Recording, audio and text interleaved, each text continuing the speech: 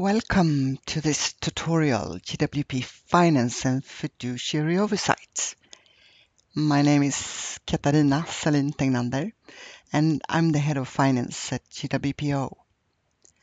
I will walk you through the tutorial. It will be a 20 minutes walk. It will cover three important topics. How is GWP funded? Where does the funding come from? And with what conditions? What are the funds used for? And finally, how does the network ensure the fiduciary obligations? Funding will come with different conditions, mainly three groups, one being core. And core funding is given with the only condition that the funds are used in accordance with the GWP strategy, the 3-year work program, and of course the rules and procedures established by GWP. Core funding is set up as basket funding. Earmarked funding comes with conditions, could be geographical and/or programmatic. The donor, the financing partner, does, however, allow us to use our own rules and procedures. Designated funding, that is project funding, where special conditions apply. It could be a requirement to use a specific reporting format, special travel rules, procurement rules, separate bank accounts. The European Commission funded projects we have today, SITWA and MECRU, is a good example of designated funding. In-kind contribution, a very important source of funding. In-kind would normally come as a mixture of core and earmarked. That was the conditions. How are funds channeled? Well, partly it's channeled directly to the country and regional water partnerships. We call that locally raised. Normally that would come as project funding, being earmarked or designated. 20% of the cash funding, the total cash funding for the GWP network, is channeled directly to the network. However, I would say that most of the in-kind contribution will be provided by the network. So 80% of the cash funding is channeled through GWPO. We call it globally raised, which is not really correct. It's important to note that the fact that we say globally raised does not mean that GWPO has raised the funds. On the contrary, most projects are developed together with the network, in some cases mainly by the network. GWPO, we receive in-kind contributions as well. One good example is the steering committee members contributing their time for free. With all this in mind, let's have a look at the forecasted total income for 2015. 16 million euros, distributed with 60% core funding, 20% earmarked and designated, and finally 20% locally raised. So what about in-kind? I said it was an important source, but it's not part of the pie chart. Well, the reason is that the accounting policies we follow do not allow in-kind to be included as income in the accounts.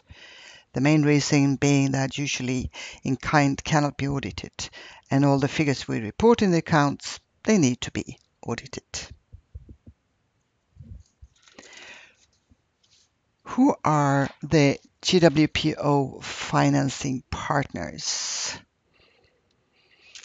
This graph will show you by financing partner the total contribution 2012 and looking forward into the budget of 2016.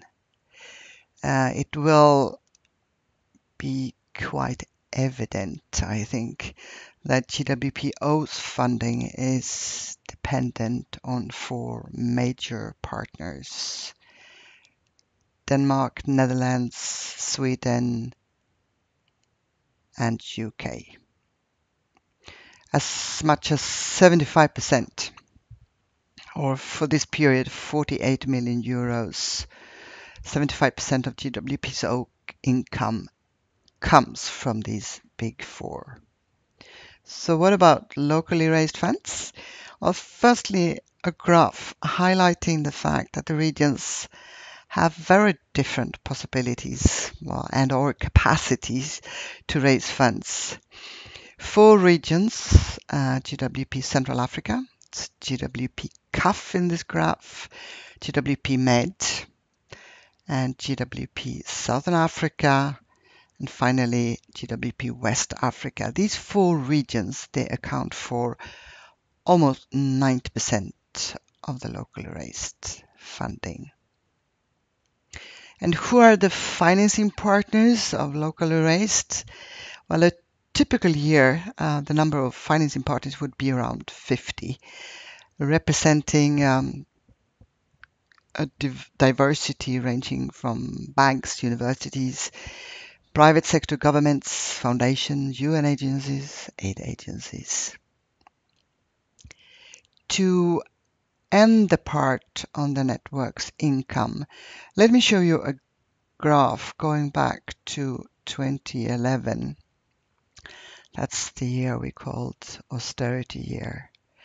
We had globally raised income in 2011 of 5.4 million euro, to be compared with 2014, where we had 16.6 million euro globally raised, and these bars represent the locally raised. The fluctuating income is quite a challenge to the network. Increasing and decreasing the operations to match the available funding is a challenge that the network has dealt with basically, I believe, since the inception in 1996. Next, a graph to show you a bit what the funds are used for. In the 2015 progress review, you will have all the impact stories and all the outcomes. This slide will give you an idea of where and for what the 2015 income, in this case, will be used. We have not ended the year yet. Global Secretariat Services. This includes the Executive Secretary Office, Communication and Finance units in Stockholm. It consumes 14% of the income. Governing bodies mainly being the Steering Committee 1%, the Global Technical Committee and the Knowledge Management Team 4%, Network Operations, which include the Network Operations team in Stockholm, Regional Days, Thematic Support, etc., 6%. The remaining 75% are program activities funded by CORE, earmarked and designated, and locally raised. So this was the end of the finance part. I hope you found it useful. I will continue with the last part of the tutorial, which concerns a very important outcome of GWP's work, trust. How does the network ensure that we do the right things right to secure trust amongst stakeholders in general, but our financing partners in particular? GWP uses a number of tools, procedures, and practices to ensure that we keep the highest possible standard of financial and administrative management.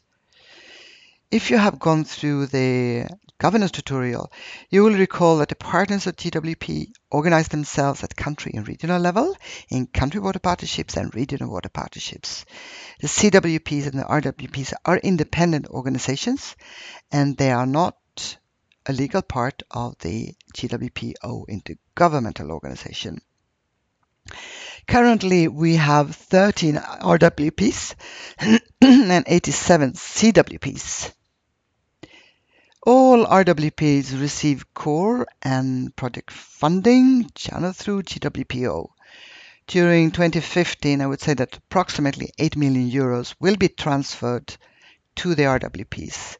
Some of this funding is in turn transferred to the country water partnerships for them to execute activities in the specific country.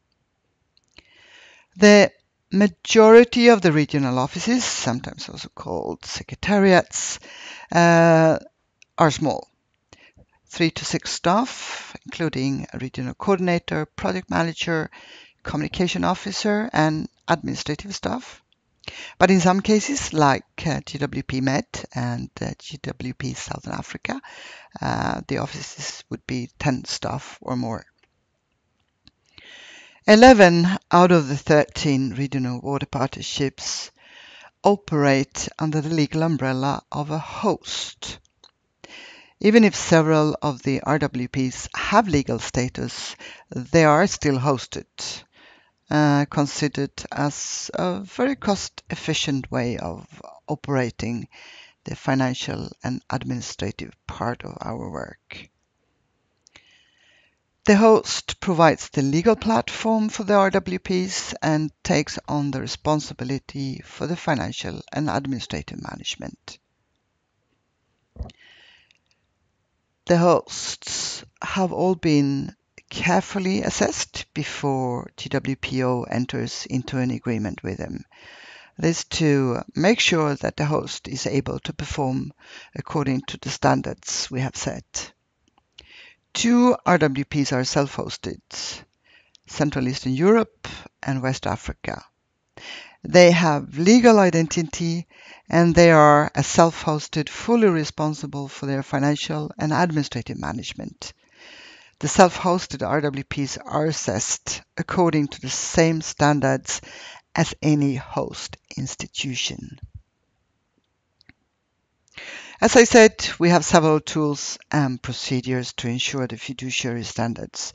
The following is just a selection of the available tools, and they do apply to hosted and self-hosted entities as well as to GWPO. You will find some of these documents on the USB that you as a new steering committee member will receive. Conditions for accreditation.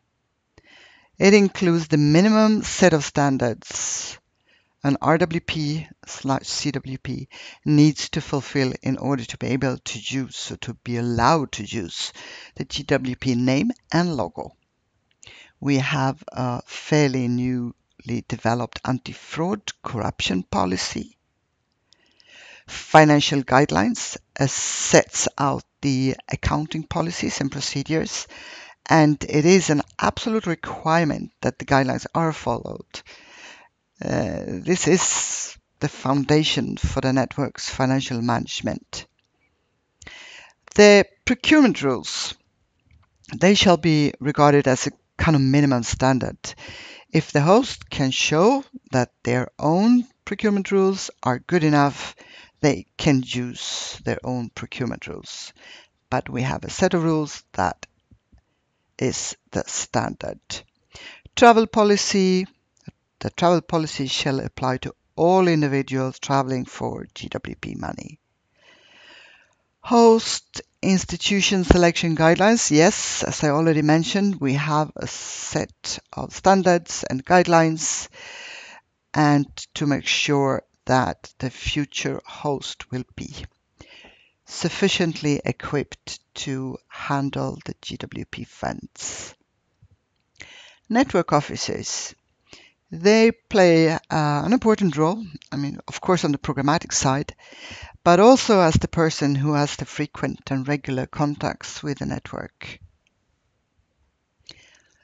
Every year, 2 to 3 RWPs will receive an internal assessment visit. The assessment is, on one hand, a good tool to strengthen the cooperation between GWPO and the network entities, and on the other hand, it is also a very good way to ensure that all the tools that we show here are fully used. There is 3 subcommittees. The Audit and Finance Subcommittee for the fiduciary side will provide valuable insight and guidance.